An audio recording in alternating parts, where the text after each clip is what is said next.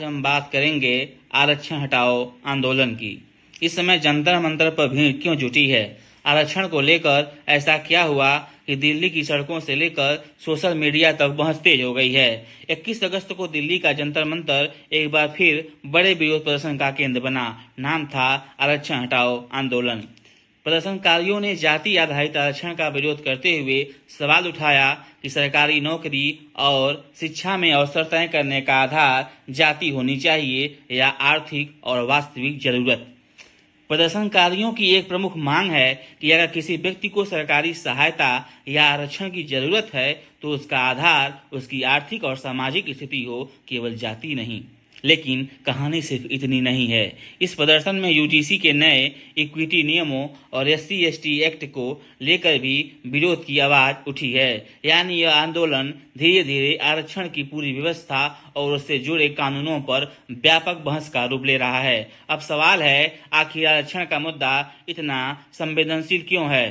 क्योंकि भारत में आरक्षण सिर्फ नौकरी में कुछ प्रतिशत सीटों का सवाल नहीं है। इसके पीछे सदियों की सामाजिक असमानता और भेदभाव का इतिहास है।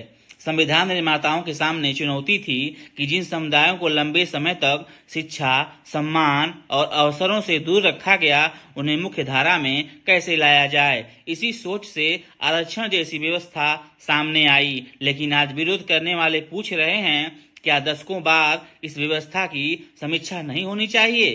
क्या आरक्षण का लाभ वास्तव में सबसे जरूरतमंद व्यक्ति तक पहुंच रहा है? कोई व्यक्ति आर्थिक रूप से बेहद कमजोर है लेकिन उसे जातिगत आरक्षण का लाभ नहीं मिलता, तो क्या उसके साथ न्याय हो रहा है? अगर किसी आरक्षित वर्ग में आर्थिक रूप से सक्षम परिवार लगातार इसका लाभ उठा रहे हैं, तो क्या व्यवस्था को वहां भी सुधार की जरूरत है? दूसरी तरफ आरक्षण के समर्थकों का तर्क बिल्कुल अलग है। वे कहते हैं कि सामाजिक भेदभाव केवल गरीबी का नाम नहीं है। एक व्यक्ति आर्थिक रूप से मजबूत हो सकता है लेकिन जाति के कारण उसे सामाजिक भेदभाव का सामना करना पड़ सकता है। इसलिए उनके अनुसार केवल आर्थिक आधार को आरक्षण का आधार बना देना उस सामाजिक असमानता को नजरअंदाज करना होगा जिसे खत्म करने के लिए आरक्षण की व्यवस्था बनाई गई थी। और यहीं से असली बहस शुरू होती है। क्या आरक्षण सामाजिक न्याय का जरूरी साधन है या अब इसकी पूरी व्यवस्था की समीक्षा का समय आ गया है? जंतर मंतर का आंदोलन इसी सवाल को देश के सामने रख रहा है। और इस आंदोलन की एक और बड़ी वजह है प्रदर्शन की जगह को लेकर विवाद। दिल्ली पुलिस का कहना था कि जंतर मंतर पर प्रदर्शन की अनुमति नहीं दी गई थी और रामलीला मैदान में सीमित संख्या में प्रदर्शन की अनुमति दी गई थी। इसके बावजूद प्रदर्शनकारी जंतर मंतर पहुंचे। बाद में दिल्ली के कई लोगों को हिरासत में लिया गया।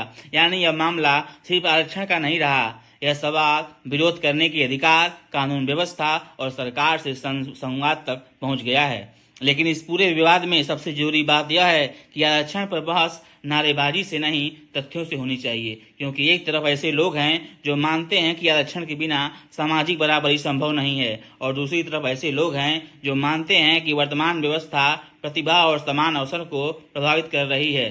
समाधान क्या है? आरक्षण पूरी तरह खत्म करना, मौजूदा व्यवस्था को जारी रखना या जाति, सामाजिक पिछड़ापन और आर्थिक स्थिति तीनों को ध्यान में रखकर नई व्यवस्था बनाना? यह वही सवाल है जिसका जवाब आज जंतर मंतर मांग रहा है। और शायद सबसे महत्वपूर्ण सवाल यही है कि भारत में समानता का मतलब सबको बिल्कुल एक जैसा देना है या जिनके अवसर